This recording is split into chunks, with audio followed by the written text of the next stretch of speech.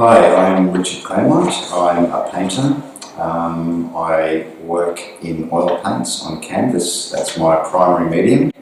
I also work on board, but yes, mostly in oil paints.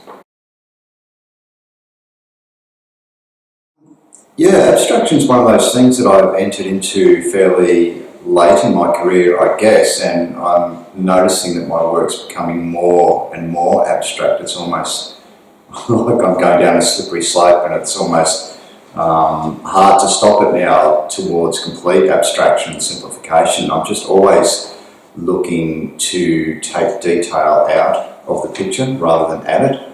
I'm trying to see what I can conjure up in just a single brush stroke, get rid of as much detail as possible, I guess.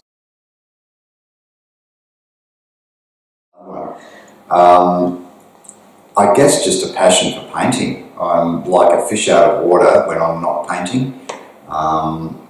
Even now I'm feeling a little bit anxious because I haven't painted for about 3 days, so I'm starting to feel that desire well up, and it's a good thing. It keeps me motivated, and it keeps me wanting to always push the limits and find new things to paint, find new worlds to create. All that is going on in the back of my mind, so that, I guess, is what sustains me.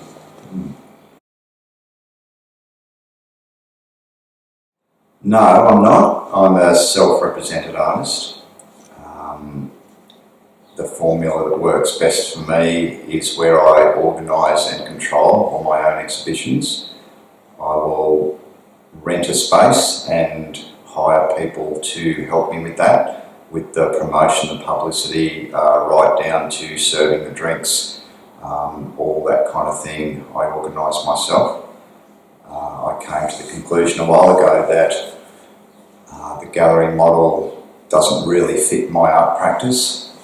I think for me, people like to have a direct relationship with me and my work, and I just found that outsourcing my work and my line of communication to a gallery didn't work. From a commercial point of view, selling art is a skill. Not everyone has it. I haven't found a gallery yet that can sell my work as well as I can. So for me, it was a fairly easy decision to be a self-represented artist.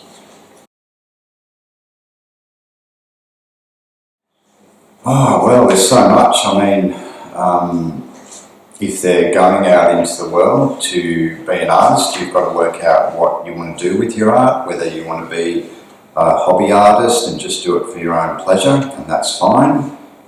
If you want to take it to another level and be a professional artist, you have to treat your work as a business, find an audience, and there will be an audience out there. You just have to locate yours.